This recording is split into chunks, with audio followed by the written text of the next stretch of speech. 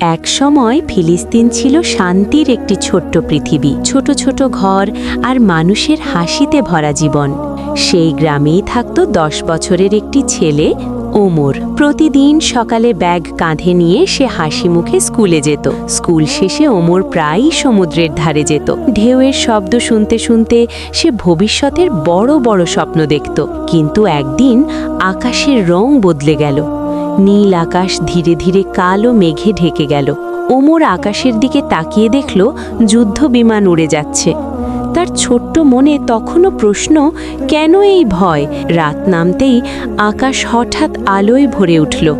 দূরে বিস্ফোরণের শব্দ, চারদিকে ধোঁয়া আর আতঙ্ক। পরের সকালটা আর আগের মতো ছিল না। চারদিকে ভাঙা ঘর, ধুলো আর নীরবতা। ওমর বসেছিল তার ভেঙে যাওয়া বাড়ির পাশে। তার চোখে তখন প্রশ্ন আর অজানা ভয়। ধ্বংসস্তূপের মাঝে সে খুঁজে পেল তার ভাঙা খেলনাটা। শিশুর ছোট্ট পৃথিবীটাও যেন ভেঙে গেছে। হাসপাতালগুলোতে তখন মানুষের ভিড়। আহত মানুষদের বাঁচানোর জন্য ডাক্তাররা লড়াই করে যাচ্ছেন। ওমর ছাদে দাঁড়িয়ে তাকিয়ে দেখল তার শহরটাকে। যে শহর একসময় হাসিতে ভরা ছিল, আজ সেটাই ধ্বংসস্তূপ। হাসপাতালের এক কোণে দাঁড়িয়ে সে দেখল ছোট ছোট শিশুরা চিকিৎসা নিচ্ছে।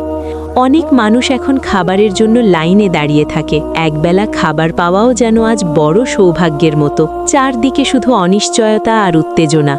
মানুষ জানে না আগামীকাল তাদের জন্য কি অপেক্ষা করছে। একদিন ভয়ঙ্কর শব্দে ওমর লুকিয়ে পড়ল ভাঙা একটি ঘরের ভেতরে।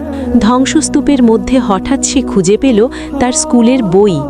ধুলো মুছে সে বইটা বুকে জড়িয়ে ধরল। কিছুদিন পর সাহায্যের ট্রাক আসতে শুরু করল। মানুষ খাবার আর ওষুধ পেয়ে কিছুটা আশা ফিরে পেল।